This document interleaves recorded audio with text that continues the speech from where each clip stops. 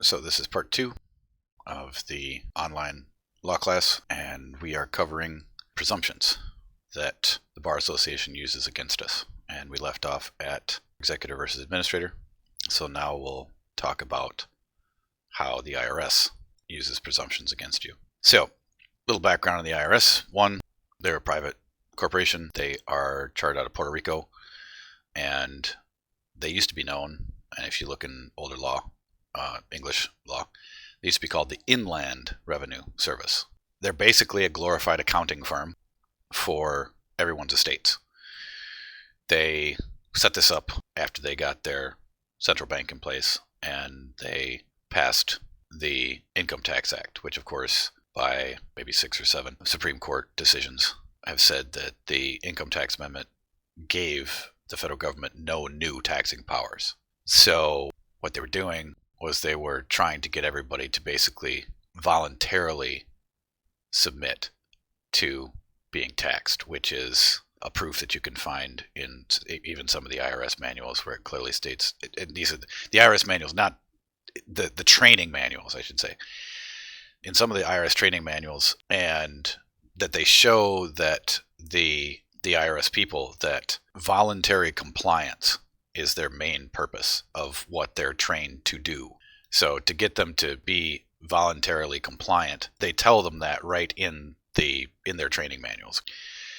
So, but the point about that the IRS is a glorified accounting firm, and that you can actually appoint the IRS as a trustee of the estate, and you do that through Form 56. So if you go to the documents and we look up, and let's bring up the Form 56 and take a look at it here. So what is Form 56? It's a notice concerning fiduciary relationship. So what you're doing with Form 56 is that you're basically saying, hey, look, IRS, you are going to be appointed as a trustee of this estate. So what you're doing from that standpoint is that you're saying, I'm the executor, you're now the trustee. Okay. And you can also serve them your status docs along with, when you send this in, to notify them and say, look, on public record, I've been appointed as the executor, you're now the trustee. Now, I don't have this form filled out from a standpoint of a redacted form yet. Like, I haven't filled out this out. That's something else that we need to get to. But the form is basically pretty self-explanatory as far as what you're doing. And there's also an instruction booklet that goes with it. You can find the instruction booklet for Form 56. And at the bottom, you certify that you have the authority to execute this notice concerning fiduciary relationship on behalf of the taxpayer. Are you the taxpayer? No. No. The estate is the taxpayer. More importantly, the constructive trust that's created under the Social Security number. That's the taxpayer, not you. You're the executor of the estate, and the taxpayer is the constructive trust. So that's Form 56. And now the next form, let's go down to F. This is a form, this is called the SS4 form.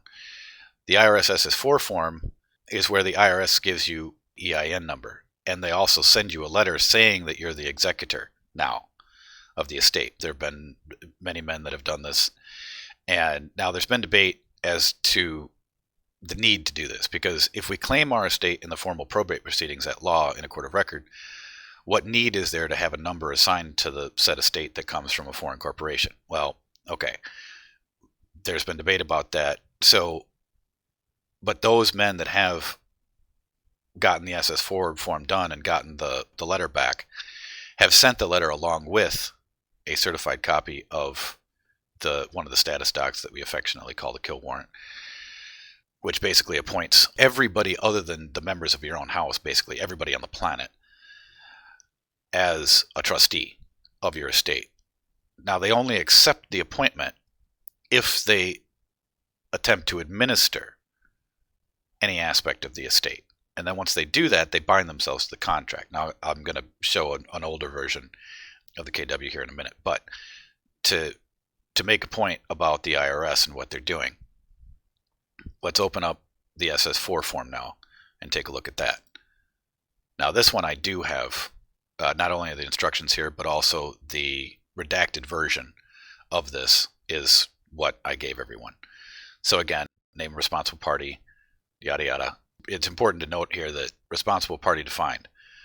For entries with shares or interest traded on public exchange or which are registered with the Securities Exchange Commission, that's not applicable here. The responsible party is the principal. Well, it kind of is, because the standpoint of, I guess, the BC being a security, but let's just put that aside for a second.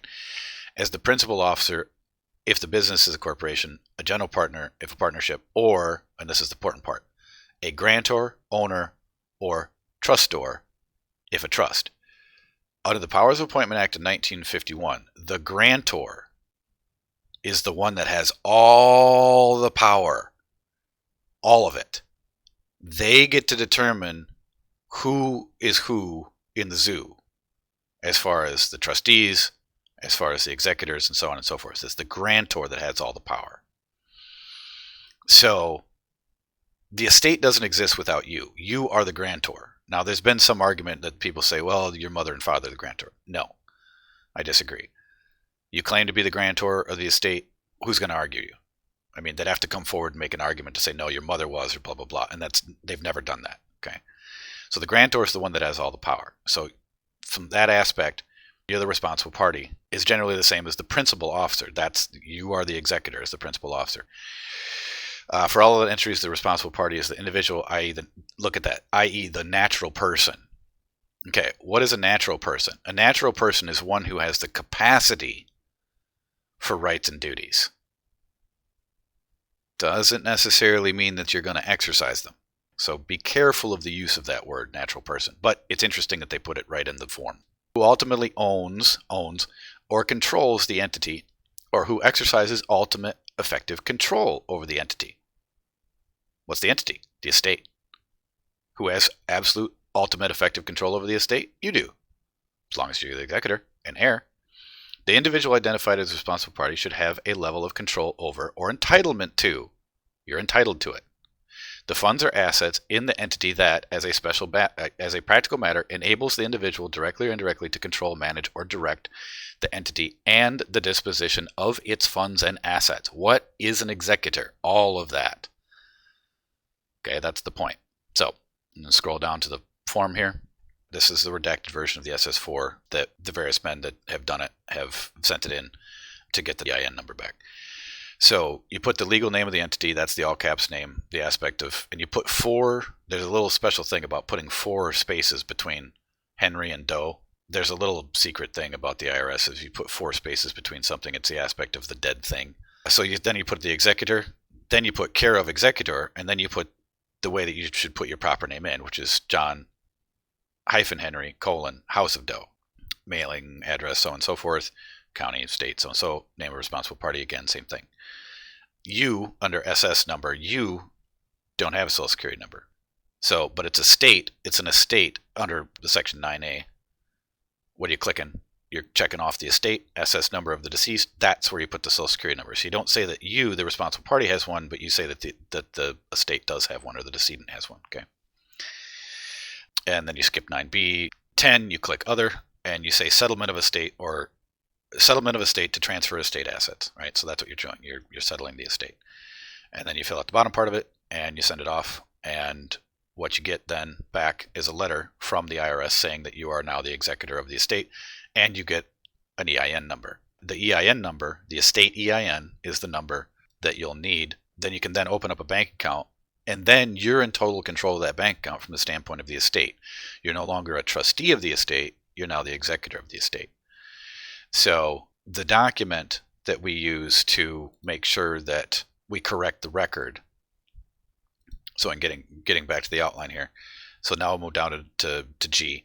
The incorrect presumption that you are a trustee of your own estate. You must always say that you are the sole lawful executor and heir of your estate.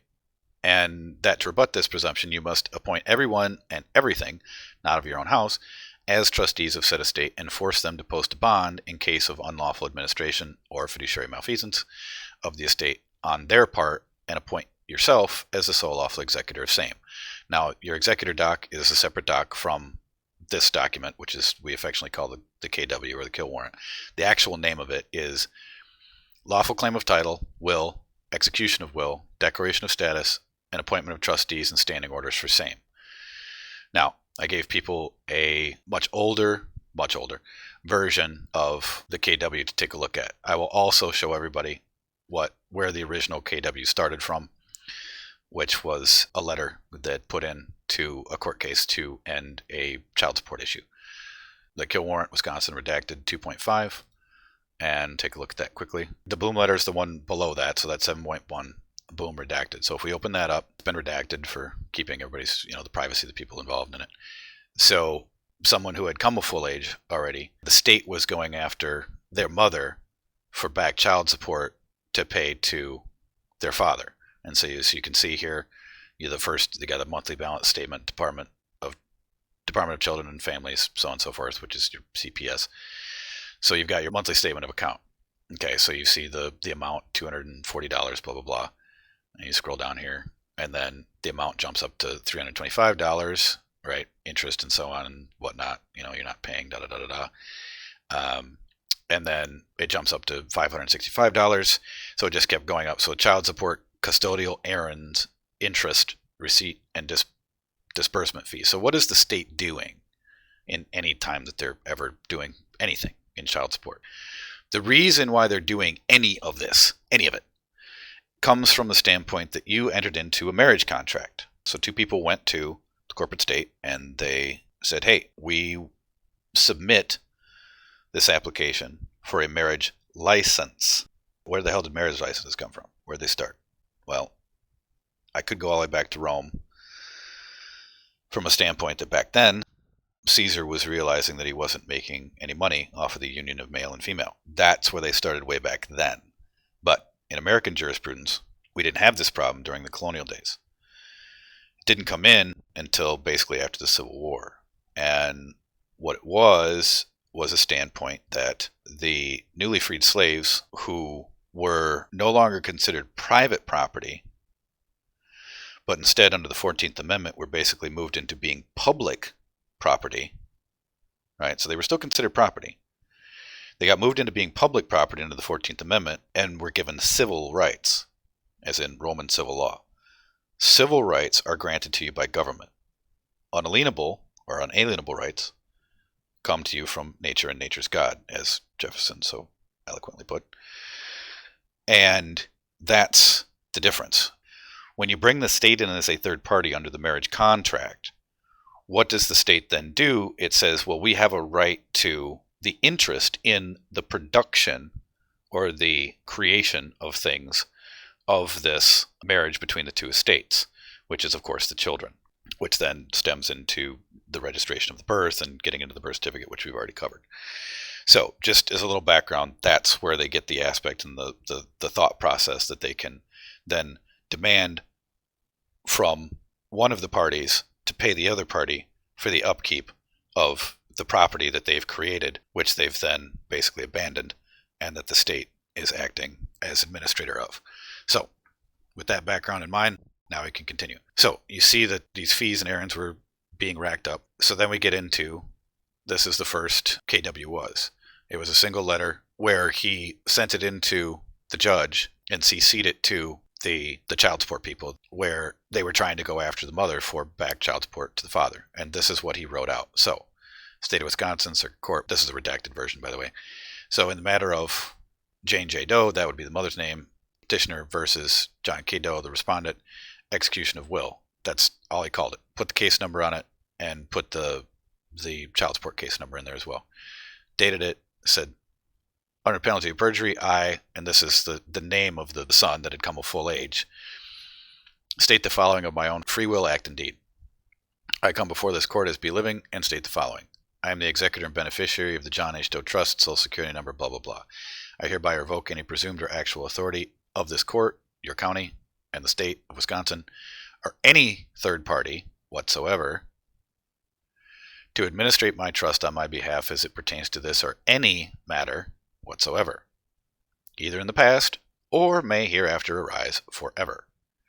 This court shall order your county and any of its divisions and applicable agencies, which is CPS and everybody else, to provide me with copies of all records pertaining to this matter at my address below at their expense.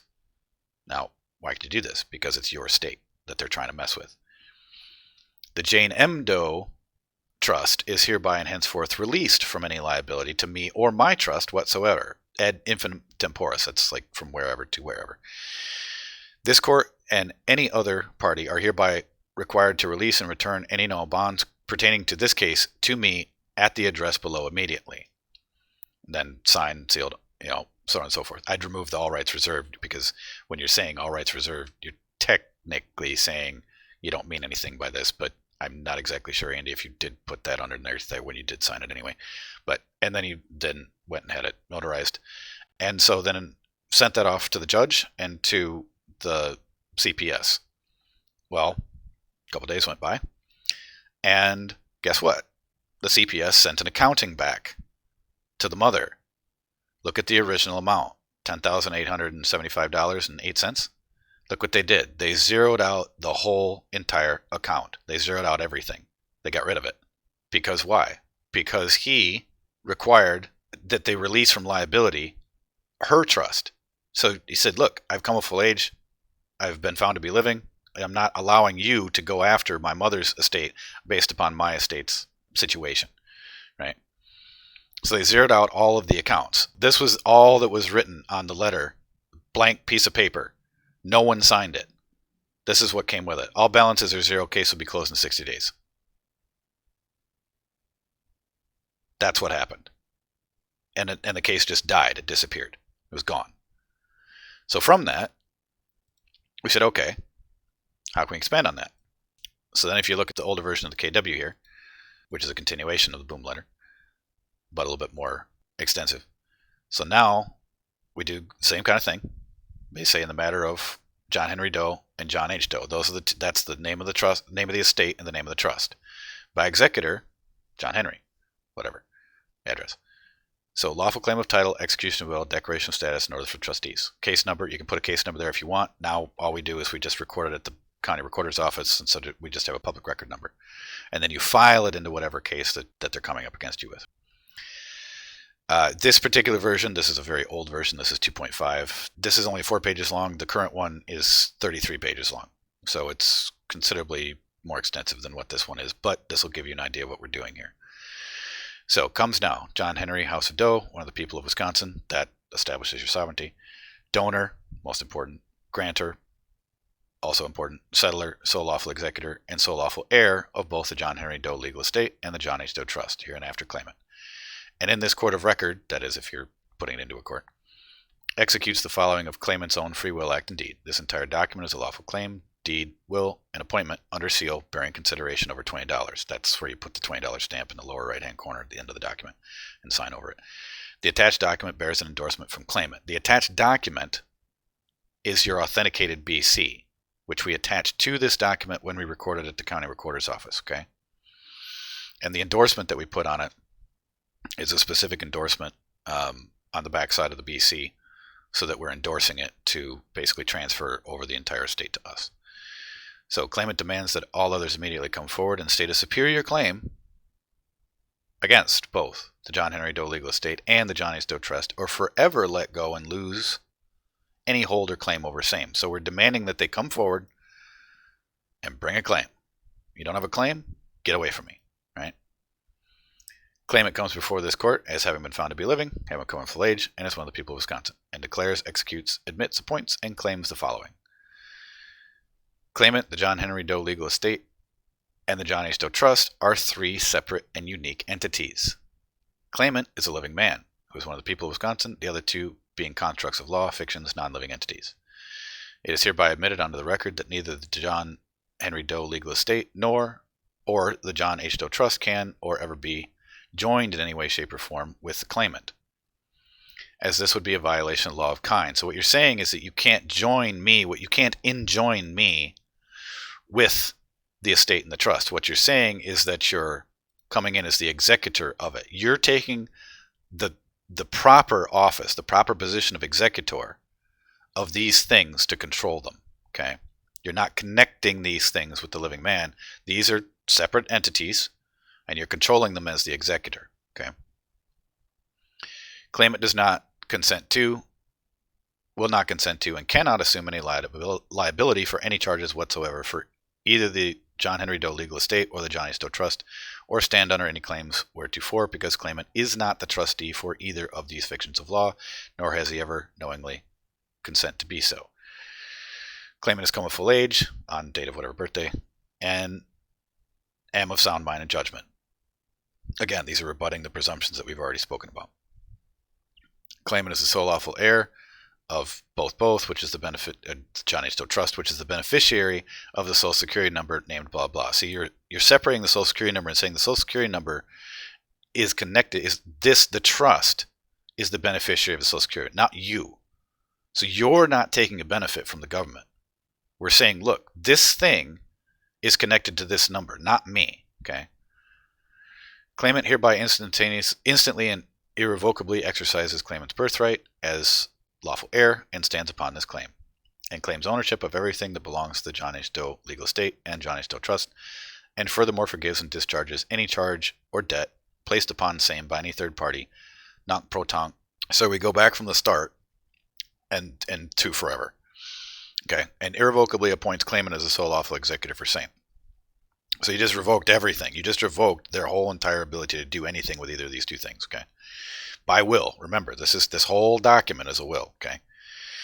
Claimant hereby revokes any presumed or actual authority of the trustees enumerated through I through XII below, or any third party whatsoever, pursuant to 26 U.S.C. 676A, to administrate either the John H. Doe legal estate or the John H. Doe Trust, or any property, land, effects, rights, res, or other thereto belonging on behalf of or for claimant in any jurisdiction for any reason whatsoever forever. So again, you just knock them out of the park. Claimant by common law right of blood and kinship and by the Power of Appointment Act 1951 hereby irrevocably appoint the following enumerated below as trustees of the estate and trust, blah, blah.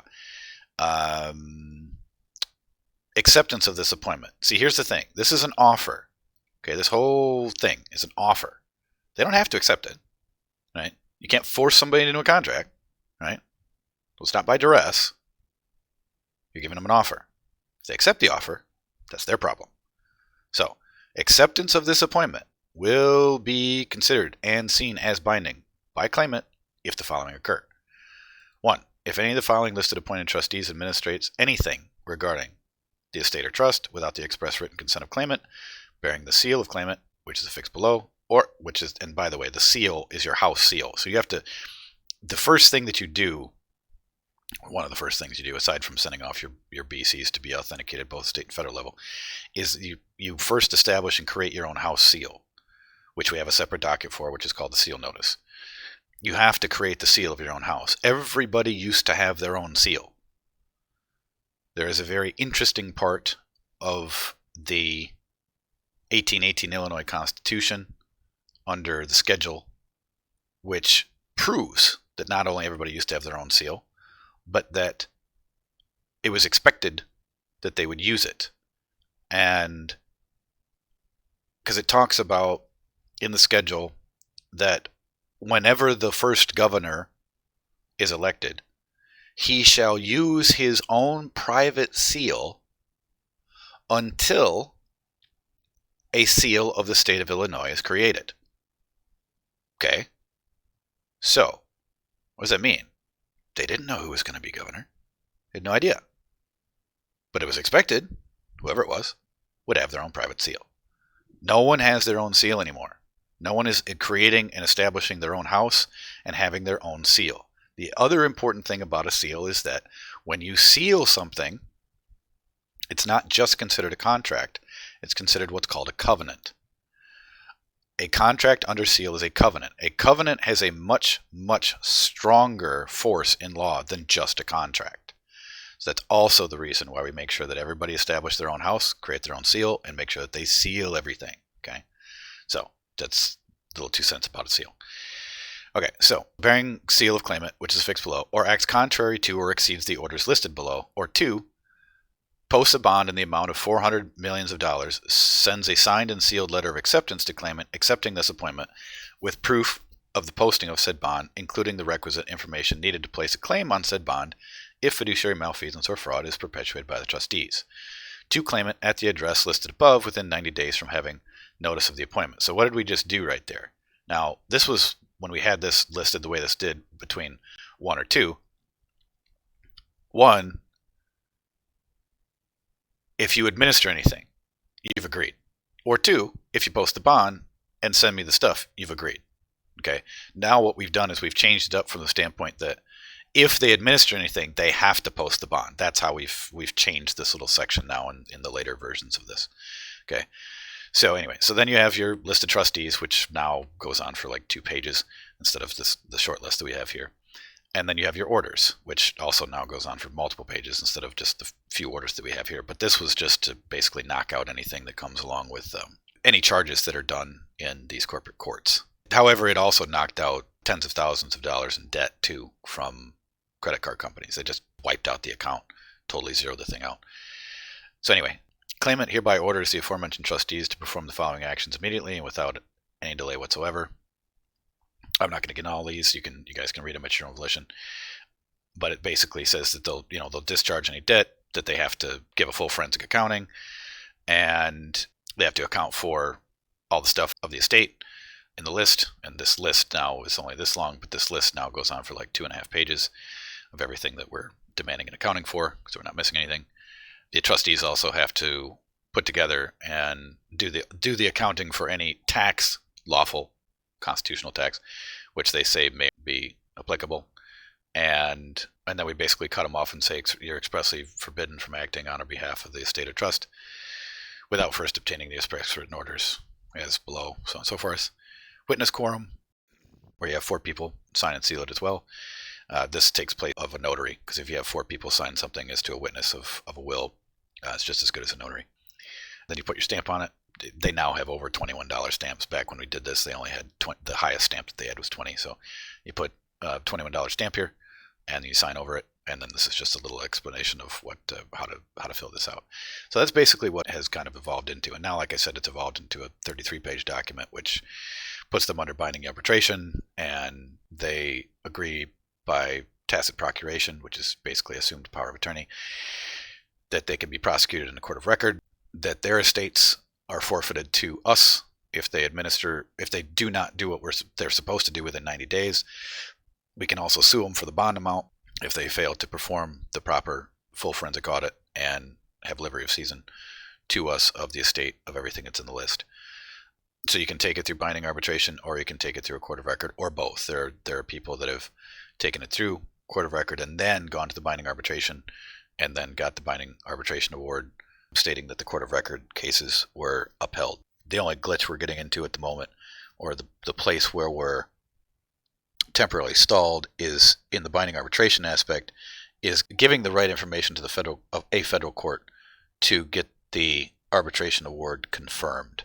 There are other aspects and possibilities of how we can do this. We could write up a bill directly to, if it's the state that you're going up against or put under the bus, that you could write a bill directly to the legislature, or write a bill, if it's the feds that you're going up against, write a bill directly to Congress to pay for the bond and the contract, which is something that a man by the name of Stark has done in the past. I can post Stark's private bill, got passed through Congress, and the numbers in this private bill are rather stunning. They're in the billions of dollars. And by the way, you can't find this bill anymore. They ghosted it from the standpoint that it was considered a matter of national security. But I got the original PDF, so we still have it. So here's just some of these numbers. 1 month after the date of this enactment takes effect, $4,800,000,000, so on and so whatever, for the Bradley Christopher Stark Justice Relief Fund. $800 million for the Sean Michael Rideout Justice Relief Fund. Basically $8 billion for the Jason Carl Thomas Justice Relief Fund. And these numbers just keep going in the billions and hundreds of millions of dollars. Here's one, $14 billion. So anyway, you get the point. They put them under the bus and then they put them through private bill. So I can, I'll drop that for if anybody's curious about just the binding arbitration, the fact that it works. And they also, what they did is they took irrevocable power of attorney over Eric Holder in the process, which I can also drop to you, that you can look at your leisure. And we have a power of attorney that we also put into the status docs as well, that pretty much follows what Stark did. And power of attorney is everything. And it really is. So now that I've gone through the kill warrant and the original boom letter, now I'll show you the importance and the aspects of power of attorney. Why is the power of attorney important? It's because that they take power of attorney over us all the time. And I'll show that to you, what was found by requesting bonding information for a court case. This is a gentleman out of Colorado who was kind enough to allow us to share his information. And so if you're going to go into the docs and open up Drew's bond info, open up that doc, and you'll see this is a bonding for a case bond. Now scroll basically down to page 3 is what I want everybody to go down and take a look at and pay attention to, okay? So in this bond, this is a court case bond. In this bond, what do? They take power of attorney. This thing is printed on bond paper. Okay, it specifically says, warning, do not accept this document unless you can see a true watermark and visible fibers from both. It's on bond paper. So Seneca, power of attorney. And if you take a look at this, if you notice this, what does that say? That says 160 Water Street, New York, New York. Well, surprise, surprise, right? That it's on Wall Street, right? Right down there with the rest of the scumbags, okay? They're keeping all these powers of attorney in New York, okay? So, I'm not going to read this whole bloody thing, but the point is that what they're doing, they're taking the power of attorney over us, and then they're turning around and they're bonding the cases so that they can create all this fiat currency out of nothing. This is all about bonds and bonding. And this power of attorney is how they do it. So what we do is we say, well, first off, before I get into the revocation of power of attorney, how did we get this? How the hell did we get this thing? You know, aside from the gentleman's story that found this information sitting in the hallway the one day, right? Aside from grabbing it out of a hallway, how do you get it? Well, go down to the next document, document 9, case bond request. This is what we used. That's what we filed into the Colorado court to get what you were just looking at. So, in the circuit court of, state of wherever, county whatever, plaintiff, defendant, fine. Non-appearance ex parte request for disclosure of all criminal bonds, bonding, and other related connected documents and or instruments. Now, this little code this is the Colorado code, so you'd want to change this part to whatever your state Open Records Request Act is here. So, I'm not going to read this whole thing, but it basically starts out as the rest of the documents start out for the most part. Comes now, John Henry Doe, House of Simon, a man having been found to be living, so on and so forth, blah, blah. And aka all other names and spellings thereof, idem sonans, and spellings of estate and trusts that are named. So your request is made pursuant to the provisions of the Freedom of Information Act, of this, and the Privacy Act, that for full disclosure and release of all records. Now, here's the thing. Technically, the states are not subject to FOIA. They have their own rules. So you'd want to put the rules, which is kind of what it says here in the point up here. You put your own state rules in to whatever document you'd be doing to be demanding the bonding information, okay? So you do that, and you say records sought specifically but not limited to are compiled files containing, and then you list all of the stuff, which it is, and all the bonds and everything else. And if this information, records, and or data requested are placed, filed, secured, or held in a separate, different, and or distinct file, by or under another name, number, or identifier other than the case docket number or identification listed above, I authorize your department and or your agency to open and or access that file for all the information, records, or data requested herein. Okay, so that keeps them from saying, oh, we didn't have anything in your file. Well, doesn't matter. Go find it. So anyway, so you got some case law here from the standpoint of the rights that you have to have it, and so on and so forth, blah, blah, blah. And then you certify under penalty of perjury under the laws of the United States of America in the nature of da-da-da, because that's this part that says, when you say it specifically this way, certified under penalty of perjury under the laws of the United States of America, that specifically means that you are not, it's not the United States. It's the proper republic, not the United States Federal Corporation. And you can read that by going into 28 U.S.C. 1746(1), and you can see the difference. That I have read the foregoing request for information and know the contents thereof, and so on and so forth, to be complete and correct, blah, blah. And then this is a test day mipso. This is important to put in here because no one does this anymore.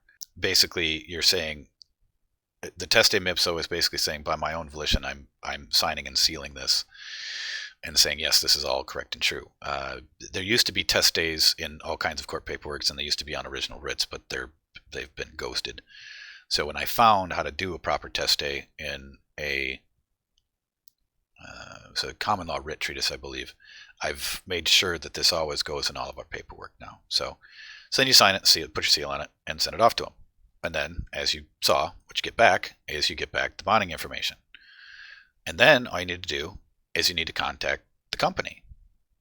Okay, so who is it? Seneca Insurance Company Incorporated, Seal, New York.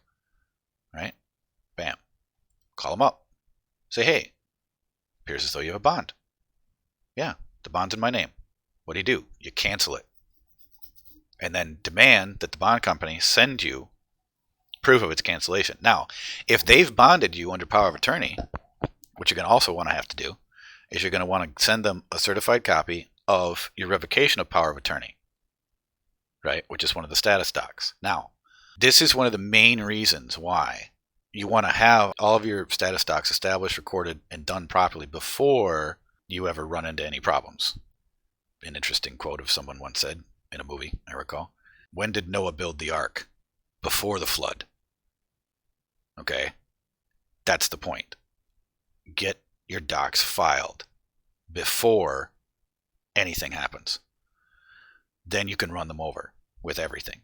So if you have a revocation of power of attorney filed prior to this, you say, look, I never gave signed, sealed, or consent, right? They just took power of attorney. It's completely unlawful. That bonding company will dump this bond and zero it out. So once it's canceled, then you go back to the court and say, hey, this bond has been canceled. There's no more court case. And they'll dump the court case. So then if you go down to page 6, you also see the extended part of the power of attorney. So what are they doing? American Contractors Indemnity Company. What is an indemnity? An indemnity is a promise to pay. That's what indemnity means. It means promise to pay. Promise to pay who? The court.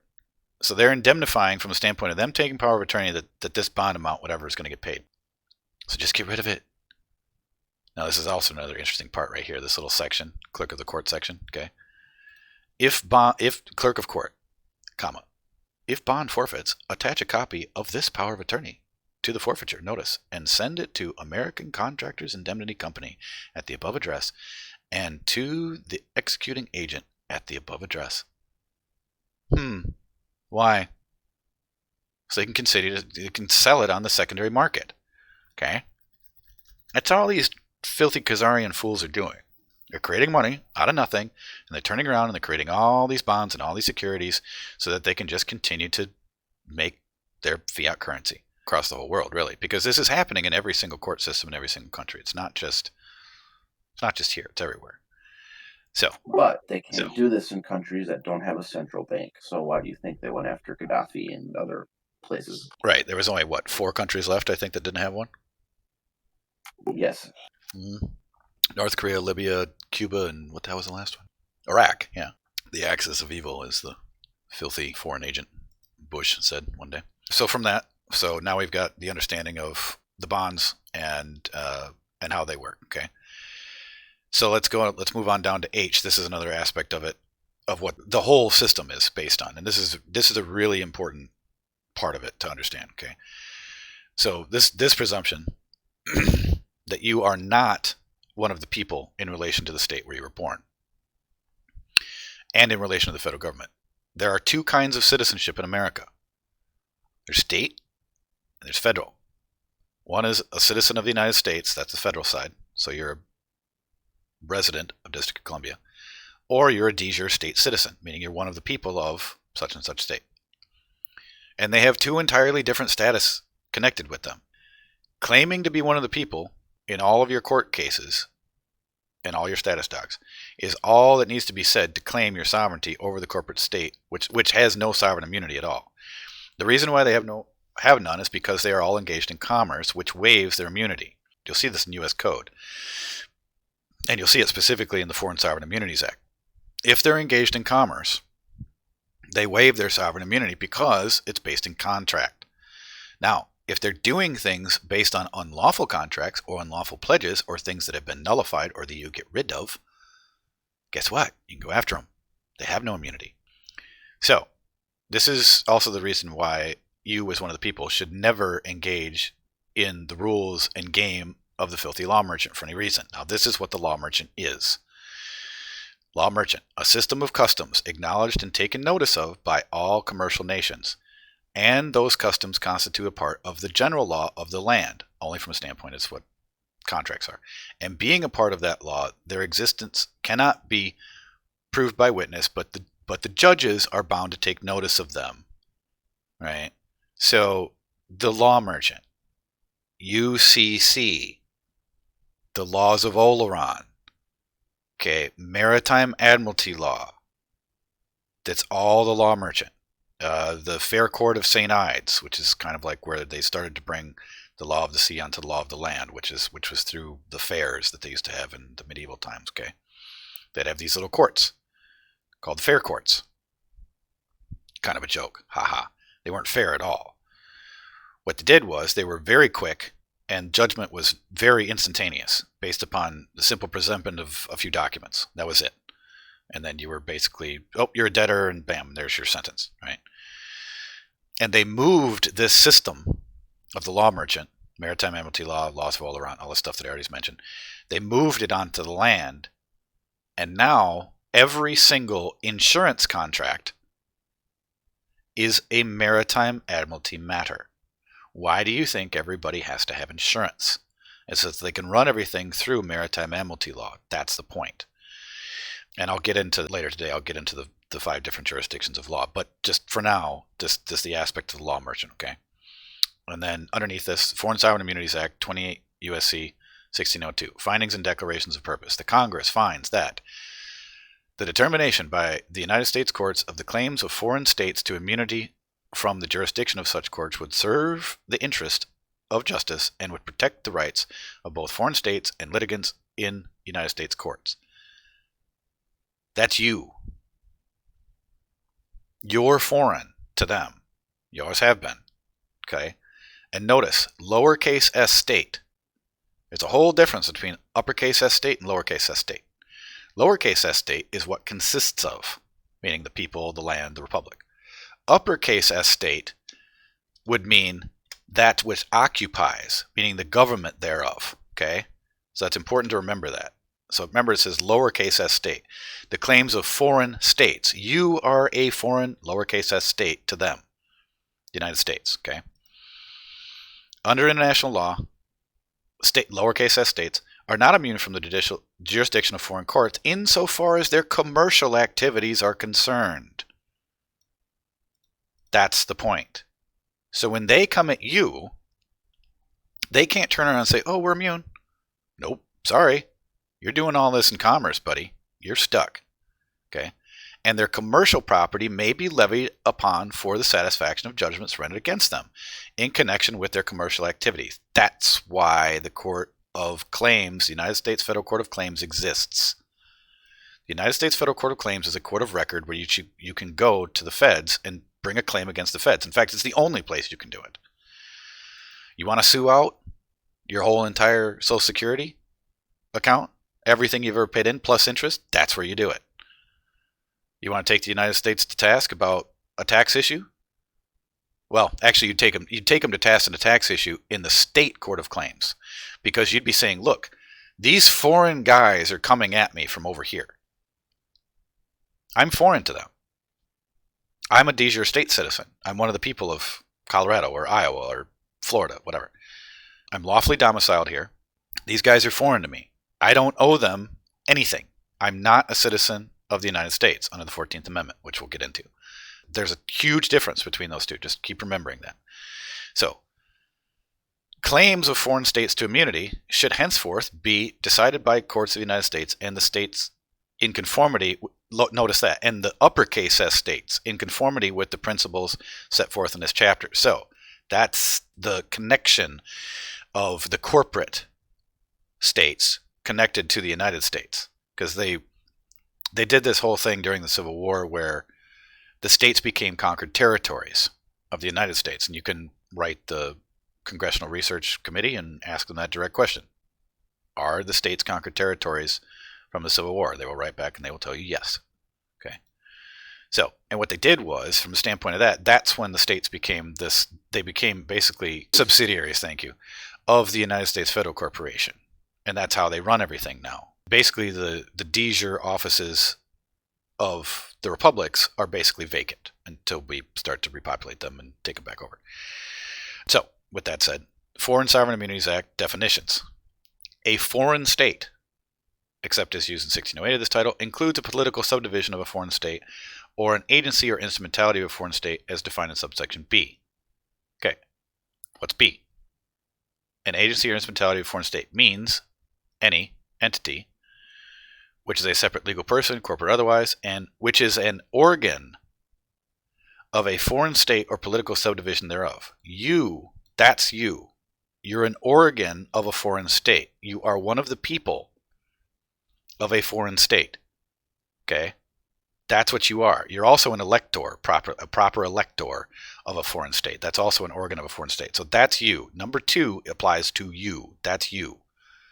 Okay, so that's where you sit. Okay, the rest of this is kind of meant to be confusing, which clearly, written by attorneys, is. Okay, or a majority of whose shares or other ownership interest is owned by a foreign state or political subdivision thereof. Now, technically, yes, all of the shares of your estate are owned by a foreign state, which is you. Okay, which is neither, get this, a citizen of the United States, as defined in nor created under the laws of any third country, like France or Spain or whoever. This third country part, that's not the aspect of the United States of America. That's, like I said, France, Spain, Germany, blah, blah, blah, whatever. So, that's not you. You're here. Okay? You're an organ of a foreign state or political subdivision. That's you. C, the United States shall, get this, includes, remember what I said about the word includes? Means this and nothing else. All territory and waters, continental or insular, subject to the jurisdiction of the United States.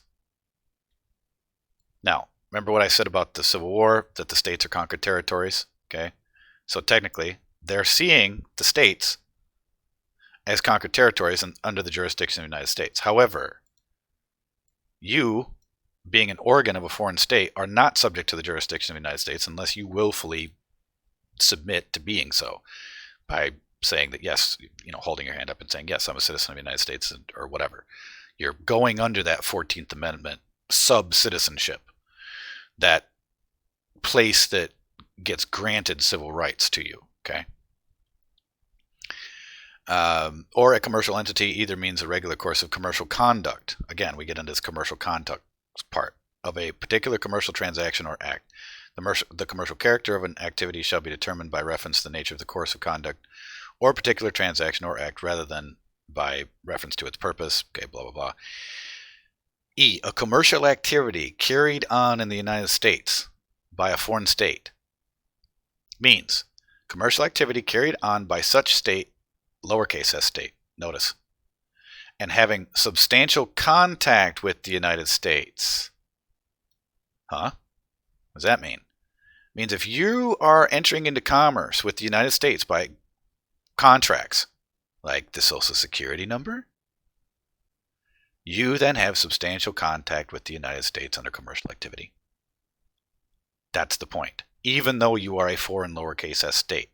You see how they wrap up everything in the Commerce Clause? And they're telling you that they're doing it right in the Foreign Sovereign Immunities Act. You have to pay attention to this. It's one of the most important things to understand about how this whole entire system works. It's all about the commercial activity and having substantial contact with the United States. You get rid of that substantial contract, well, actually, yeah, they are contracts, but get rid of the contact, correct your status, and say no more, you're out. That's it. You're immune. You're then fully immune under the Foreign Sovereign Immunities Act, which is this, which is all of 28 U.S.C. It goes on. There's 1603 and there's other sections as well. Remember that you're an organ of a foreign state, okay? So that covers the aspect of that you're one of the people. That you're one of the people of the lowercase s state, right? So let's go on to I. which I kind of already covered. I kind of did these kind of out of order. So this was the bond and bonding information. So the presumption of attorney, that you remove the presumption that allows them any power of attorney over you at any time for any reason. And VSOF status docs that accomplish this is the revocation of power of attorney and letters of attorney. So you saw the bonding information, how you get the bonding information from the state FOIA. So let's go on to J. The other presumption, that you want a benefit from them at any time for any reason. Benefit. Someone who takes a benefit is subject to a duty. The other thing about the word benefit that you have to understand, and we can look up and pull up the heir versus beneficiary doc, which is the next one, doc 10. You do not want to be a beneficiary. You want to be the sole lawful heir of your own estate. If you take a benefit from your own estate, you are inadvertently waiving your right as the heir of that estate, for the heir is the more powerful and proper status to have instead of beneficiary. There's a Latin term for this. It's called beneficium abstinente. You can look it up in Black's Law 10th if you want to, for those of you that have access to a physical copy of that law dictionary. And what it basically means is to abstain from being the heir. Usually it was done in a Roman civil law that you would abstain from being the heir if there was a substantive amount of debts owed out of the estate. So basically someone died owing a whole bunch of people money, and the heir didn't want to have to pay those debts. It was a way of basically saying, okay, nope, I'm out of here. And so beneficium abstinente was the aspect of doing that. But it also means that if you accept the benefit, meaning I'm just going to take a snippets, I'm going to take a little bit of my estate, then instead of taking the whole thing as a beneficiary, what are you asking? You're saying that, one, you don't have the capacity or ability to handle all of your own affairs, and two, you still need someone else to manage them for you. So let's open up and take a look at heir versus beneficiary, and let's go through this. So this is Doc 10. And again, all of these definitions are from Bouvier's Law Dictionary. So heir. One born in lawful matrimony. Notice that right off the bat. First thing. Who succeeds by descent, that's by right of blood and kinship. So the descent, so the father, so the son is the descent from the father, and then the son of the son is the descent of that. And right of blood, two lands, tenements, or hereditaments. Now, a hereditament is a non-corporal, well, actually it can be corporal or incorporeal. Hereditament is any aspect of a right, basically, of something, of an heir. Being in a state of inheritance, period. It is an established rule of law that God alone can make an heir. Notice that. There's also a maxim of law that states that the rights of blood and kinship cannot be destroyed by any civil law. So that's a maxim of law. And this is important to understand the difference between Roman civil law and common law. And when it says rule of law, that means common law, not Roman civil law. It is established rule of law, common law, that God alone can make the heir. So the point is that when you come forward and say, hey, I'm the heir, nothing that they're doing under Roman civil law matters after that. You've just wiped the slate clean. Okay? And then also if you stick to the fact of being an executor, that also tells them that, nope, you're over here, not over there. Under the words heir are comprehended the heirs of heirs to infinitum, which means your heirs forever. That's also what it says in the land patents, by the way, too. And when you look at a land patent, it says to his heirs and assigns forever. So forever is the infinitum. According to many authorities, heir may be nom collectivum as well in a deed as in a will, and operate in both the same manner as heir in the plural number, right? So if you got an heir, it's all of them, right? In wills, the order to effectuate the intent of the testator, the word heirs is sometimes construed to mean next of kin. Sometimes. When it's us claiming our own estate, it's not the next of kin, it's us. We are the heir that's been found to be living to come and claim our inheritance, okay? Then it gets into several different kinds. Just for speed, I'm not going to go through all these. But there's some other aspects of heir that you can read here. There's a forced heir. Forced heirs are those who cannot be disinherited. That's important. So we call ourselves a forced heir in our docs. General. Heir at common law and English law. So we also call ourselves a general heir. Heir at law. We also speak to that. Heir testamentary. Now, this is the Roman civil law aspect.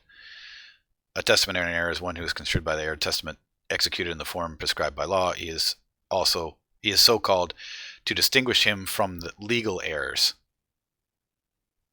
who are called to the succession by the law, and from conventional heirs who are so constituted by a contract inter vivos. Okay, so there's a difference here. Okay, so a testamentary heir is one that's coming in and saying, okay, from the basis of you can create a will that says so-and-so gets something. Okay, that's a testamentary heir instead of the heir apparent or the heir at law, forester general. Okay. And then here's the aspect of hereditament estates. Anything capable of being inherited, be it corporal or incorporeal, real, personal, or mixed, and including not only lands and everything thereto, but also heirlooms and certain furniture, which by custom may descend to the heir together with the land. So basically, like I said, all the aspects and rights of all your stuff. Okay. So let's look at that from a difference from beneficiary. Beneficiary. This term is frequently used as synonymous with the technical phrase cestui que trust. Any questions? You see why you do not want to be a beneficiary. You're setting yourself up to have your stuff managed through a cestui que trust.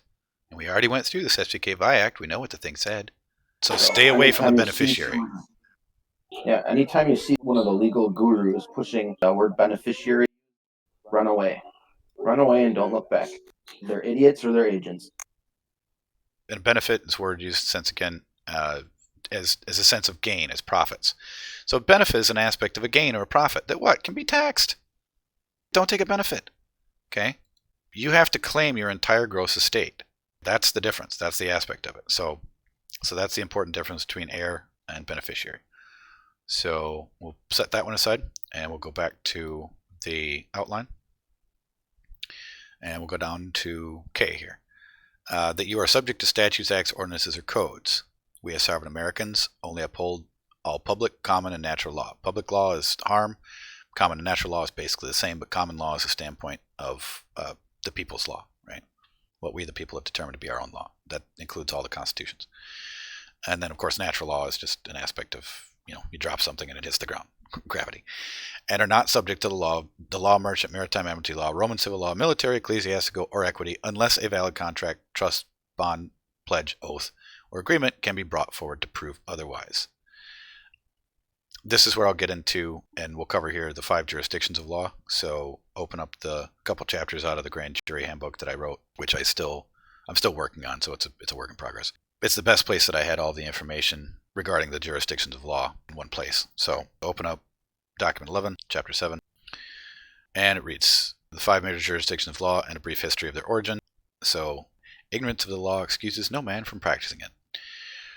The definition of the word jurisdiction from Black's Law Dictionary. Jurisdiction, the power and authority constitutionally conferred or constitutionally recognized as existing in a court or judge. So is the judge the court? No, the judge is not the court. The court is the sovereign and his suite. It used to be pronounced suite, which was the people that followed around the king or followed around the sovereign. Those that remembered what happened in his court. So the sovereign and his suite, or the sovereign and his suite, which are now 8 by 11 pieces of paper, that's the court. And the tribunal thereof is you in a common law court of record, unless, of course, the defendant demands a jury of the peers to protect you from your crazy sovereign law. Or judge. Okay, so just know that the judge and the court are 2 different things. To pronounce the sentence of the law, or to award the remedies provided by law upon a state of facts, proved or admitted, referred to the tribunal for decision. So the tribunal can be separate from the judge, as in a jury, or as in a court of record when it's the sovereign plaintiff, when there's no jury. Or if it's a grand jury that's going through a writ of attaint, that's also the tribunal. And authorized by law to be the subject of investigation or action by that tribunal, and in favor of or against persons or a res, that's a thing. Res is a thing, remember? Now, when you have a thing, a res, as the defendant, which you can have in a maritime amnesty case, you can say John Doe versus 300 bales of cotton. Totally viable suit in maritime amity law. When you have a thing, being the defendant, that's called an in rem action, R-E-M. Okay, so in rem, R-E-M, is an action against a thing, R-E-S, a res. Okay, just want to clear that up. So in favor of or against a person or a res who presents themselves or who are brought before the court in some manner sanctioned by law as proper and sufficient. Brought before the court. So your body's brought before the court as what? As a res. A thing. Right? You got to fix that. So that's the important part of that. So this is jurisdiction. Okay. So notice that in a court of record, the magistrate is independent of the tribunal of the court. In a court of record, the matter is referred to the tribunal for decision as underlined above. Now, from a standpoint of the magistrate is independent of the tribunal, what you want to look at to prove this, but if you skip all the way down to number 23, the law of the case, what I'm going to do is I'll copy and paste in chat here the part that I'm going to be specifically talking about regarding the aspects of a court of record really quick, so that you understand that a court of record at law is entirely different than a court of equity. So a court of record. To be a court of record, the court must have 4 characteristics and may have a 5th. They are a judicial tribunal having attributes and exercising functions independently of the person of the magistrate designed generally to hold it. So, in a court of record, is the magistrate the tribunal? No, it's not. B, proceeding according to the course of common law, not statutes, acts, ordinances, and codes. So if you're in a court and you're being charged with such and such statute, are you in a court of record? No. What do you have to do? You have to file suit in a court of record and move the jurisdiction, but we'll get to that later. Its acts and proceedings are enrolled or recorded for perpetual memory and testimony. That's what most people think of when they say, oh, is it a court of record? Okay, they're recording it, right? Has a power to fine and prison for contempt, and generally possesses a seal. Again, we get back to the seal. What seal? If it's your court of record, it better be your house seal, okay? So, that's that little part of it that I was referring to in Chapter 7, that the magistrate is independent of the tribunal.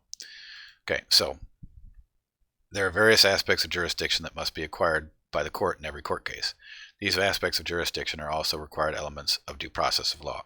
Specifically, before an individual can be charged and convicted of a crime, the government official or agency or plaintiff must prove jurisdiction. It's always the requirement of the plaintiff to prove jurisdiction over the defendant, and the defendant is always the subject of the plaintiff. Always. You don't want to be a defendant? Make yourself a plaintiff. File a counterclaim, countersuit, whatever proper jurisdiction it is, which would be a court of record, to come over the top of the inferior court. An inferior court is a court that proceeds not according to the course of common law. It does not necessarily even keep a record, which some of these courts don't, which people have found out, unfortunately, after the fact. Furthermore, if someone other than the government is filing suit against you, they must too also establish jurisdiction over the other party before the court can enter a valid verdict and judgment. In fact, jurisdiction is almost never even addressed by most people because of the lack of knowledge of what the different jurisdictions are and what is required as due process to acquire jurisdiction over the parties. But to win, when you are a defendant, jurisdiction must be challenged by the individual, and if challenged successfully, the case is dismissed. Now, I've already covered a whole bunch of aspects of how you can just get rid of the case other ways by canceling the bond and so forth and other things. But the main ways, the best ways to challenge the jurisdiction of any of these inferior courts that are operating under Roman civil law is by getting your status doc set done and then challenging them directly on the fact that you have sovereign immunity. And 2, that also that you have no contract with them. That's the other thing you can say in open court. You can say, and I'll type this out so everybody can just get a gist of it. You can say, open channel to the courts. You'd say, Your Honor, I do not consent to be bound by any unrevealed contracts, trusts, pledges, bonds, or oaths. And once you say that in open court, now they have to produce any contract, trust, pledge, bond, or oath that they're using as a presumption to hold jurisdiction. Okay, You can also say on top of that, I demand to be free of the jurisdiction of this inferior court. You can also say that, or just of this court. So that you're clearly making the demand. And as another good point, the two most powerful words in all of law are claim and demand. Just remember that. So that always sticks in your head, that the two most powerful words in law are claim and demand. So when you're coming in, you're making a claim and you're demanding something. So to get back to the reading, that having been said, it is always better to file as a plaintiff than to be run over as a defendant. Always remember that the defendant is always the subject of the plaintiff, so be a plaintiff. There are 7 elements of jurisdiction, all of which must be proved by the prosecution if challenged. If not challenged, it will always be assumed by the court that competent jurisdiction is proved and accepted by all parties. If any element of the 7 is not proved on the record, the case must be dismissed. Now, I'm not going to get into reading all of the 7 aspects of what the jurisdiction is. You guys can go through the rest of this and read it yourself. I'm going to fast forward down to getting into the 5 jurisdictions of law here. So I'm going to scroll down to get through the jurisdictional aspects and get into the different aspects of law. So now look over the law of each of these courts and the origin of the law that governs each of them, and we'll begin with common law. So common law, the substantive definition of common law is that set of rules which a people are governed by on the land from usage and customs. As the definition of common law was already cited from Bouvet's Law Dictionary, we can now look at the definitions of common law from Black's Law Dictionary, 2nd edition. So from Black's, common law. What does it first start out to say? As distinguished from the Roman law, 2 separate different systems. The modern civil law, the canon law, that's ecclesiastical, and other systems. The common law is that body of law in juristic theory which has originated, developed, and formulated and is administered in England and has obtained among most of the states and peoples of Anglo-Saxon stock, as distinguished from law created by the enactments of legislatures. So notice, common law is not enactment of legislatures. Okay? It's our law. The common law comprises the body of those principles and rules of action relating to the government and security of persons and property, which derive their authority solely from the uses and customs of immemorial antiquity. Notice this includes the Magna Carta, right? Or from the judgments and decrees of courts recognizing, affirming, and enforcing such uses and customs, and in this sense, particularly the ancient unwritten law of England. So, when you're writing down the law of your court from a standpoint of being sovereign, and you're decreeing the law as to what your law is in your own court, that's what you're doing. You're creating the common law, okay? Because you have custom and usage of the capacity to do that. It's called the law of the domicile. To give me an example of how this works, somebody owns a piece of allodial land. Say, I jump over their fence. I trespass. I go across their land to get to, say, something that I want to get to on the other side, a restaurant or something I like to go to. So I jump the fence, I go across their land. Guy says, hey, you're trespassing. I say, I don't care. I've been going across this land for a long time. I'm going to go into my restaurant. He says, you can't do that. I say, I don't care. So the next day, he puts up a sign. It says, no trespass. And he has a witness sitting on his back porch. And I come up and I read the sign. It says, no trespass. Violators shall pay the owner of said land 500 horses. I say, I don't care. I'm jumping the fence. I jump the fence, go across. He says, hey, do you read the sign? I'm like, yeah, I read it. I don't care. And I go to my restaurant. Well, guess what? I just entered into what's called the law of the domicile. I just willfully entered into to be subject to that sovereign's law. And guess what? He has a witness that saw me do it. That is something that you can bring, or he can bring, against me for the trespass. And guess what the cost of the trespass is? 500 horses. Doesn't have to be reasonable. Doesn't even have to be logical.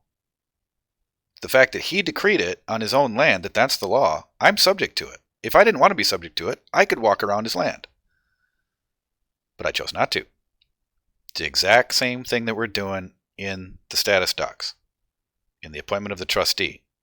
They do not have to trespass. If they do, they're subject. They're subject to our law, Why? Because the contract makes the law. That's another maxim of law, by the way, okay? That the contract makes the law. You enter into a contract with a sovereign, you're stuck with it. Like I said, doesn't have to be reasonable. Doesn't even have to be logical. You enter into it, you're bound. Period. So just remember that. So to kind of continue on here, it's distinguished from the ecclesiastical law, which is a system of jurisprudence administered purely by secular tribunals. In a wider sense than any of the foregoing, the common law may designate all that part of the positive law, juristic theory, and ancient custom of any state of nation which is of general and universal application, thus marking off special and local rules or customs. As compound adjective, common law is understood as contrasted with or opposed to what? Statutory. Two different things. Okay? And sometimes also to equitable or criminal. Now, sometimes. So equity is different than common law. Criminal is different than common law. However, common law can have criminal aspects to it, as I just mentioned, the standpoint of someone suing someone else for a trespass, which is a criminal act and a type of theft. So you can have aspects of criminality in common law, but it says in sometimes also. That's the end of the passage of Black Law. So your rights at common law are separate from and superior to statutory enactments and penal codes for infants. Remember 1 U.S.C. 8. A common law action of trespass with arms is indeed a criminal prosecution. However, criminal here refers to the general actions of a state to prosecute those in the state, remember uppercase S state, for crimes in the name of all the people in the state, i.e. a grand jury, from an aspect of grand jury indictment. That's where you get a criminal aspect of the people acting through the government that they created to go after somebody of a true bill to say, hey, you shouldn't do that. The common law cannot be modified to suit the particularities of a specific case or colored by any judicial discretion, unlike equity, admiralty, military, and ecclesiastical jurisdiction, where the judge/chancellor can use discretion. You set up the law in your court of record, and then therefore their discretion is gone. Doesn't have one. Now, if the defendant demands a jury, the jury, 12 other members of the peerage, can nullify your law. That's called jury nullification. That's where you get the balance of all of this in our American jurisprudence system. Yes, everybody's sovereign. Yes, everybody can decree their own law. But somebody comes along and says, the sovereign's kind of crazy. I need some protection from 12 other sovereigns. They come along and they say, nope, that law is a little too nuts. We're going to nullify the law. And they can do that. Okay, so that's that. When the sovereign decrees the law of the court, the only one who can void that decree of the law is the case of that case is a petite jury of 12 or a grand jury on retrial by a writ of attaint. And a writ of attaint is a very specific writ, which is a most powerful and useful writ under the common law, which I suggest you guys study and use to your full advantage. For unlike a writ of habeas corpus, which simply brings the accused before a judge or magistrate chancellor to inquire into his detainment, if his detainment be lawful, a writ of attaint allows the grand jury to literally retry the entire case on its merits until they find to their satisfaction that the accused is indeed guilty and that he is indeed subject to the law in the first instance and that no due process violations occurred at any time during the time of the arrest and judgment. People say the grand jury can't try things. Wrong. They can, but only under a writ of attaint. Very specific writ.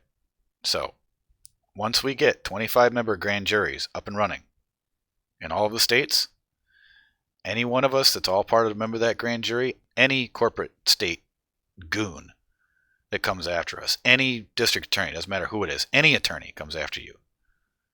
It doesn't even matter if they take the whole thing through trial.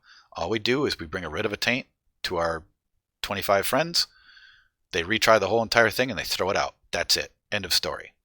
That's power. That's absolute power of which we can wield. If people would get off their ass and get their status docs done so we can get 25 people in each state. Until we do that, we won't have this power. Once we do this, we can have all of this power. Okay? So that's why all of this is basically up to you guys to keep recruiting and get people in here until we get this done. I cannot do something like this alone. It's impossible. You have to have the full grand jury to do it. Okay? So, common law and application in different forms of government differs. In the form of a monarchy, the decree of the king, or former kings, and the customs of the people as a whole. This expressed in the form of democracy, a decision of 51% of the people who agree on the law that governs the land over the other 49%, whether the minority want it to govern them or not. That's why we don't live in a democracy, we live in a constitutional republic, where one man with the law, or woman with the law, is a majority. Okay. So I cover here about the aspects of the state constitution. Remember that people give up nothing when they establish the constitutional republic for the states and the federal constitution. They only vested a portion of their own power into an organizational structure, which they have the full power to revoke at any time. That's called to divest power. And you can also see it in the 9th and 10th Amendment, okay, where it says that any power not delegated to the federal government is reserved to who? The states or the people, us, because where did it come from? It came from us to begin with. So, just because, and here's the thing, just because you've delegated a power to someone else, or vested a power to someone else, doesn't mean that you can't still use that power. So that means, can you open your own court? Of course you can. How'd they get a power to open a court? From you. So you can take the power back and open your own court whenever you want to. That's the point. Okay, so you can put the 9th and 10th Amendment in there from the standpoint of saying, look, I still have the power to do this. And it's also listed in all state constitutions. I haven't seen a single original state constitution that doesn't have something along the lines of it saying that all the power is vested in the people. Okay. Or is derived from the people, is better put. Because we're not vested with power. We're the beginning of the power. So we vest the power to others and can divest. So we have the power to have our own courts. Okay, that's where it comes from. And you have to think about all this from a standpoint of pure, raw reason. You're never going to find a document anywhere in their system that tells you that you can do this. In fact, there's been men that have gone through, Al Barcroft was one of them. He went through a whole entire case of which he was trying to get a declaratory judgment from the state of Texas to declare him sovereign.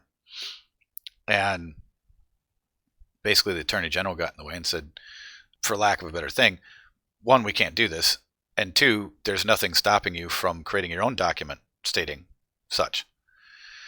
And so he appealed it, and the appeals judge came back and said, Mr. Barcroft, they gave you what you wanted. And he didn't quite get it. It didn't click in his brain, which is the problem with most people, that they don't fully internalize their own sovereignty. They don't realize that they are the power. So, what did they do? What did they tell them to do? Write your own damn document. Okay, declare it. Declare it to be so. Declare it how you know it to be so and use the proper terms and words. And if you want, you can use the status doc set of the Vocational Science of Freedom. We've already done all this.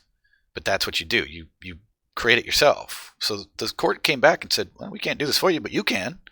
Because we don't have the power. That would be like the slave telling the master that the master's the master. What sense would that be? None. It'd be ridiculous.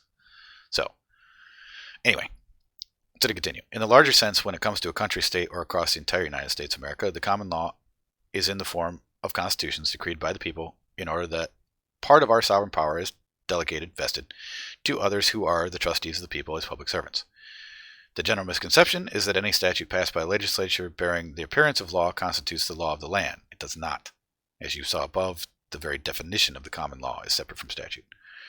The Constitution for the United States of America is the supreme law of the land regarding federal issues, and the first state constitutions that formed a republican form of government are the supreme law of the land within the states. Any state statute to be valid must be in agreement with the aforementioned. Okay, so what are basically statutes, acts, ordinances, and codes for? Regulate commerce, or regulate things, or beings, or persons as infants, right? Because the government does have, and you get this from an aspect of the king, that the king used to have this duty. The government has the duty to administer infants and lunatics. Always has had, because that came from the king. So they have the right to do that. Trick is not to be a lunatic or an infant. That's the point. As long as you don't get stuck in one of those two presumptions, there really isn't anything they have over you, unless it's a contract, unless you bound yourself by contract. So, to continue, it is impossible for a law which violates the federal or state constitutions to be valid. This we all know. This is succinctly stated as follows. All laws which are repugnant to the Constitution are null and void. That's Marbury versus Madison. Now, as an aside, not to get into the whole thing of the technically Marbury versus Madison, the real holding of that court case, and it's said in like one tiny little line in the holding, which you got to really look for. Basically, the Supreme Court said, we don't have jurisdiction. Marbury versus Madison, which is the canonical case that everybody goes to, that all the attorneys go to, say, well, the Supreme Court can decide constitution. No, they can't. They said in Marbury versus Madison, they said, we don't have the jurisdiction to determine what is or isn't constitutional, because we are a creation of the Constitution. Now, that's the correct holding of Marbury versus Madison. So then, of course, the question is then raised, who does? Well, we the people do. Well, where? In courts of record. It's the only place it can be done. If we think something is unconstitutional, the only place we can eradicate it properly is in a court of record. So, anyway, that is an aside as far as the history of Marbury here. And then Miranda, where rights secured by the Constitution are involved, there can be no rulemaking or legislation which would abrogate them. That's a far more important holding from Miranda than read me my rights. Norton versus Shelby, an unconstitutional act is not law. It confers no rights and imposes no duties, affords no protection, and creates no office. It is in legal contemplation as inoperative as though it had never been passed. Okay? So, and there's some more of these that I won't bother reading and get into. Okay. So that's the aspect of common law. I'm going to skip down so we get going here. The next aspect of law. So we'll get down to equity. The jurisdiction of equity was developed out of the King's Bench in England, which the King's Bench is a court of record, okay, and was a way for the king to keep litigants coming to his courts so he could collect fees and to adjudicate issues, which a suit at common law may not fully be able to bring justice. The failure to bring justice was mostly from the idea of uses. This was a concept foreign to the common law, and which has its roots in Roman civil law, and was growing in applicability in England by, of course, the attorney. So the attorneys were coming in and mixing this aspect of uses, trusts, into English jurisprudence so that they could come in and say, well, you're not doing this right. Well, it was foreign to them anyway. Get it out of here. All right, get rid of it.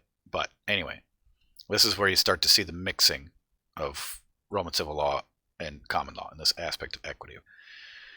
Passage now shall be given detailing the description of the creation of the jurisdiction known as equity from an elementary treatise on the common law by Henry T. Terry, 1906. By the way, you can find this book on archive.org and find the full version. So, but the most important outgrowth of the king's extraordinary jurisdictional authority was the equitable jurisdiction of chancery. That's why you have chancery courts here in America still. At a very early period, the forms of procedure in the common law courts became fixed and rigid, and in the course of the development of society, the relations between men grew more complicated because of the attorney, and more exact adjustment of the legal remedies to these was called for. Those courts found themselves unable to supply it because trusts and the aspect of use and usufruct is unknown in common law. It wasn't that they were unable to supply it, it was that this foreign law was coming in that was foreign to common law. A great many cases arose in which the common law courts were unable to do complete justice. In such cases, recourse was had to the still wide and undefined royal prerogative. No, this is one of the main reasons why attorneys hate the common law, for we can use our royal prerogative to change what we wish in our own courts. Petitions to the king were called a bill and then handed over to the chancellor, praying for his help. That's where you get the idea of praying to courts from. The keeper of his conscience, the chancellor. So explain this to me. How can one man, the chancellor, be the keeper of another man's conscience, the king? Just food for thought there. Who, after such investigation as seemed to him necessary, made a proper order or decree in the king's name. Okay. So again, this is where I get the idea of praying to another man or a court for remedy. No protection of a jury in these matters, just one man in a black robe who you just prayed to. In the reign of Edward III, an order was made that all matters which were, quote, of grace, close quote, should be referred to the Chancellor, and in time and practice naturally grew up of presenting petitions of bills directly to the Chancellor in his Court of Chancery instead of to the King under King's Bench. Note, this thing created the first black robe attorney on the bench, all from, in my humble opinion, a usurpation of power from the King to the attorney by the attorney work product doctrine of saying, oh, King, you have too much stuff going on in King's Bench. Why don't you just give us your conscience and we can just do stuff for you? Really? Okay. Anyway. The introduction of the reign of Edward III of uses, this is the point, of which the court of law would not enforce at all, because it was, again, to use the term, a barbarism, greatly extended the equitable jurisdiction of Chancellor. My note, perhaps because the idea of uses is fictional and leads to a form of legal prostitution of things, which all stems from the lazy and greedy Romans. Okay, the idea that, see, what the Romans did was they separated the idea of, they have two different aspects of title under Roman civil law. You have legal title, and you have equitable title. Well, from the aspect of Roman civil law, the legal title is the one who actually owns the thing. And then the equitable title is the one that has the right to use the thing. The one that has the right to use the thing is called the usufruct, or the usufructuary. Okay, so the usufructuary is the person that has the capacity to use the thing, but the title, the actual ownership title of which, is vested in another. This idiocy, this separation, was something that only the filthy Romans came up with. It was the way of them to perpetuate the slave system and to keep the records of it, which is where you get the idea of 9/10 of the law, that possession is 9/10 of the law. Possession is 9/10, except that one part, which was called occupartium or occupartii, which was the registering of it on the Roman rolls. So if you didn't register your property on the Roman rolls, you didn't actually own it. That's where you get the idea of that Caesar had the legal title and you get the equitable title, the ability to go use the land. Okay, that's how the Romans did it. And what this morphed into after Rome fell was feudalism. Okay, same damn bloody system, just different words. It's basically the same thing. Okay. So, anyway, to continue. So now that you got the aspect of what legal and equitable title are. So to continue, a writ known as a subpoena was invented, according to some accounts, by John Waltham, Bishop of Salisbury, Chancellor under Richard II, by which the defendant was summoned to appear before the Chancellor and make answer to the bill, and a regular course of procedure in equitable actions was gradually evolved. The former decisions of the court were followed as precedents, fixed principles and rules were established, and gradually the entire new system of law was developed, which was and is still known by the name of equity. Okay? So a bishop from the filthy cult of Rome created a writ that summoned someone. Well, what are they doing now? They're summoning the dead. That's what they're doing. The same, more complicated relations came from the attorney, and in my humble opinion, they were used to create the jurisdiction of law in which the attorney was given even more power, thus diminishing the power of the king and the people, clearly. That's the idea of use and usufruct that I was just going over. So, I'll just finish with the last paragraph. The modern statutory system is an even more distorted version of equity. This is an even more bastardized version of equity, where the court, being a for-profit corporation listed on Dun & Bradstreet, Credibility Corporation, you can go look up it's just dmb.com, by the way. Go get on DMB, open an account. You can open it on your own, whatever. You don't have to pay them anything. You can just say you register business or something, whatever. Once you get a DMB number, you can look up all other kinds of people's DMB numbers. Do yourself a favor someday. Have fun on Dun & Bradstreet. Look up, say, your district attorney's name. You'll find that the district attorney is also traded as such and such county. Yeah, traded as, okay? They're all private for-profit courts, okay, and they all have their own Dun & Bradstreet numbers. Some states, they wrap all of the courts under one Dun & Bradstreet number. Other states, they're done by county. Okay, so you got to pay attention to that. Throw their Dun & Bradstreet number in their face sometime, see what they do. Okay, so anyway, the courts are for-profit business that by judicial process, so what's being processed? Your estate. Administers your estate by presumption of death, probate, and treats you as a trustee of your own body. No more corrupt and evil a system of uses could ever have been devised. It literally turns every man and woman into a prostitute for the state whilst deriving a profit off of your head, cap, for a system which we call capitalism. And with that, I will pause for the second session, and I'll come back. When we're done, we'll come back and we'll continue the last couple of different jurisdictions of law for Admiralty. But we'll open up for discussion and questions if anybody has any. And now anybody can ask any questions that they need or wish to. Go ahead and unmute yourself. And if there's no questions, then we'll pause for take a break. Oh. QC says, what about children? So the undoing of what we did to them from the standpoint about how to go about it is, if the children are still under an age and in worship, what we do is we added a attachment to the KW, which claims the children specifically. So you give a description of the children and you authenticate both state and federal their birth certificates, and then you claim their birth certificates. So you're claiming their estate as your property. So you claim your children as property of your estate.